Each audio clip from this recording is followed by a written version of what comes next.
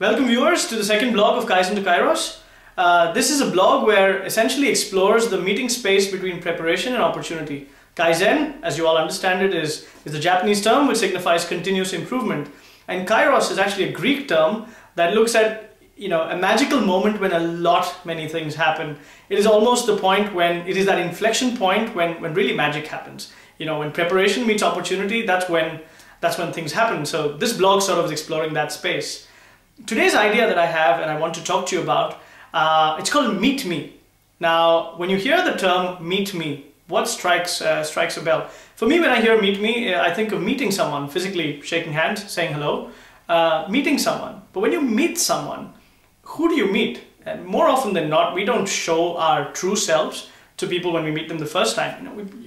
Most people sort of put on a facade, and some people are, the lucky few who really can be genuine. Those are the kind of people that you strike a chord with immediately.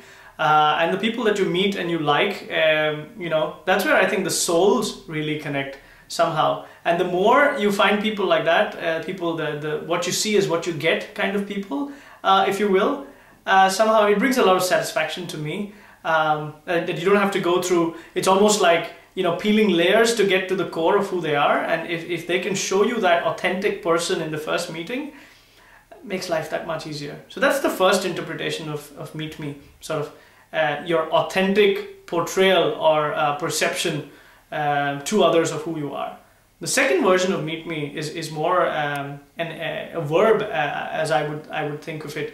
It's meeting yourself. How many times do we actually take the time to meet our own self? Now, this might sound weird in the first take, but essentially, how many times do we take that lone walk, to sort of talk to or reflect about how our day was? What do we really want? What makes us happy? That kind of meeting. So it's very easy to put in an Outlook calendar that you're meeting with someone at a certain place, but it's okay sometimes to put that meeting with yourself. That could be a walk, that could be time at the gym. This time where you reflect and look back and say, what am I doing? Is it what I really want to be doing? Am I where I am? And so on. And the third Meet Me, if you will, is trying to meet your future self already. So almost trying to fast forward into the future and say, 10 years from now, who is the person I'd like to be? What sort of impact would I like to have left behind when I look back over the 10 years?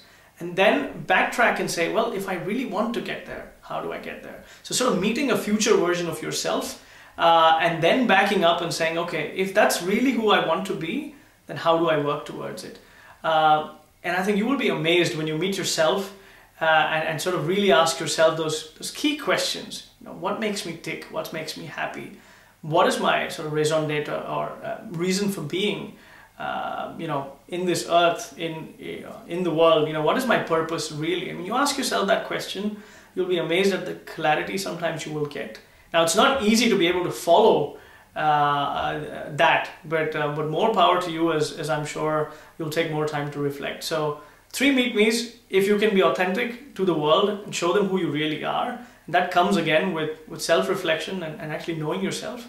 Second, take time to take those walks or whatever to reflect and give sort of time for yourself. And the third, go meet a future version of yourself. Ask that future version of yourself who and what you would like to be doing 10, 15 years from now. And then work backwards from today and do all you can to get there. So with that, I wish you more power and Godspeed. See you in the next vlog. Adios.